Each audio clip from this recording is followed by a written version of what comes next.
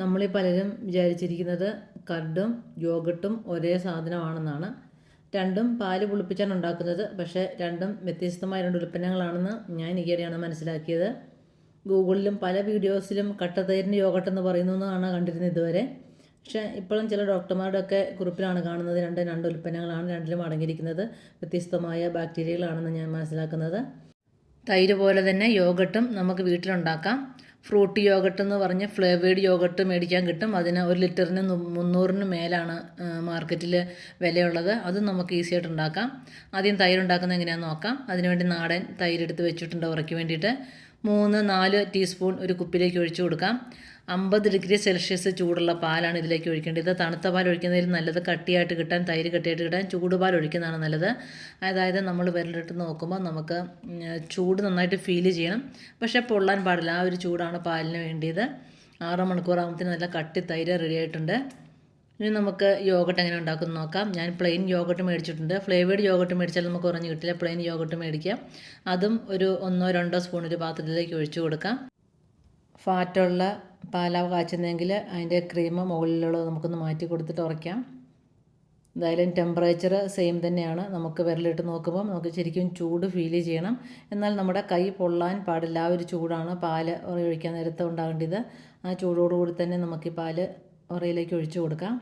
6 മണിക്കൂർ തന്നെ വെയിറ്റ് ചെയ്താൽ മതിയാവും. പ്രോബയോട്ടിക് ഉൽപ്പന്നമാണ് യോഗട്ട് എന്നാണ് പറയുന്നത്. അതിന് അമ്ലാംശം കുറവായിരിക്കും. അത് കാരണം പുളിപ്പ് രസം കുറവായിട്ടുണ്ട്.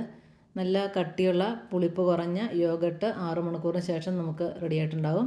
ഇതിലേക്ക് നമുക്കിനി എന്ത് ഫ്ലേവർ വേണമെങ്കിലും ചേർത്ത് ബ്രേക്ക്ഫാസ്റ്റ് ആയിട്ടൊക്കെ കഴിക്കാം.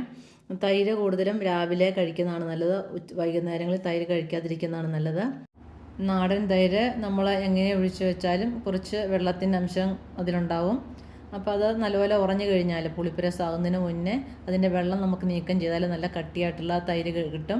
ഞാൻ ചെയ്യുന്നത് ഇങ്ങനൊരു നെറ്റിലേക്ക് തൈര് കുടഞ്ഞിട്ട് വെച്ചാൽ മതി. അപ്പോൾ അതിൻ്റെ വെള്ളമൊക്കെ വാർന്ന് കിട്ടും. നല്ല കട്ടിയുള്ള തൈര് കിട്ടും. ആ വാർന്ന് കളയുന്ന വെള്ളം കളയേണ്ട നമുക്ക് സംഭാരമായിട്ട് മുളകും ഉള്ളിയൊക്കെ ചതച്ചിട്ട് ഉപയോഗിക്കാം. അതിനുശേഷം നല്ലതുപോലെ ഉടച്ചെടുത്താൽ നല്ല ക്രീമി ആയിട്ടുള്ള തൈര് നമുക്ക് ലഭിക്കും. ഇത് നാടൻ തൈരാണ് ഇങ്ങനെ എടുക്കുന്നത്. യോഗട്ടിന് ഇതിൻ്റെ ഒന്നും ആവശ്യമില്ല. യോഗട്ട് ഓൾറെഡി നല്ല കൊഴുത്ത ക്രീമി ആയിട്ടുള്ള ഒരു ഉൽപ്പന്നം തന്നെയാണ് യോഗട്ട്. നമുക്കിനി ഇതെങ്ങനെയാണ് ഫ്രൂട്ടി യോഗട്ട് ആക്കുന്നത് നോക്കാം. നമ്മുടെ തൈരാണെങ്കിലും യോഗട്ടാണെങ്കിലും അങ്ങനെ ക്രീമി ആയിട്ട് എടുത്തതിന് ശേഷം നമുക്കിഷ്ടമുള്ള ഫ്രൂട്ടിൻ്റെ സിറപ്പ് ഇതിലേക്ക് ചേർത്ത് കൊടുത്താൽ നമ്മൾ മാർക്കറ്റിൽ കിട്ടുന്ന അതേ ടേസ്റ്റുള്ള യോഗട്ട് നമുക്ക് കിട്ടും. ഞാൻ 2 പേരയ്ക്കാണ് ഇതിലേക്ക് മിക്സ് ചെയ്ത് ചേർക്കുന്നത്. അപ്പം പേരയ്ക്ക നല്ലപോലെ മിക്സിയിലിട്ട് കുറച്ച് വെള്ളം ചേർത്ത്, അത് അരയാനുള്ള വെള്ളം മാത്രം ചേർത്ത് നല്ലപോലെ നരച്ചെടുക്കാം. നമ്മൾ കടയിൽ നിന്ന് വാങ്ങുന്ന ഫ്രൂട്ട് യോഗട്ടിൽ കെമിക്കൽ ചേർന്നിട്ടുണ്ടാവും. കാരണം ഫ്രൂട്ട് കേടാവാതിരിക്കാനായിട്ട് എന്തായാലും കെമിക്കൽ ചേർത്തിട്ടുണ്ടാവും.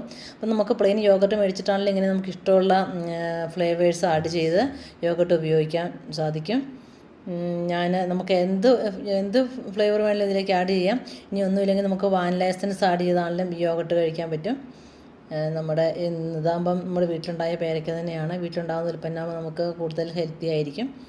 എന്തായാലും നമ്മുടെ തൈര് നമുക്ക് ആവശ്യമുള്ളത് പാത്രത്തിലേക്ക് മാറ്റിയതിന് ശേഷം നമ്മൾ അടിച്ചു വെച്ചിരിക്കുന്ന ഫ്രൂട്ടിൻ്റെ എസൻസ് കൂടെ അങ്ങ് ചേർത്ത് കഴിഞ്ഞ് നല്ലപോലെ മിക്സ് ചെയ്ത് ആവശ്യത്തിന് പഞ്ചസാരയും കൂടെ ചേർത്ത് കഴിഞ്ഞാൽ നമ്മൾ കടയിൽ നിന്ന് വാങ്ങിക്കുന്നതിനേക്കാട്ടിലും കൂടുതൽ ടേസ്റ്റുള്ള യോഗട്ടാട്ടോ ഇത്.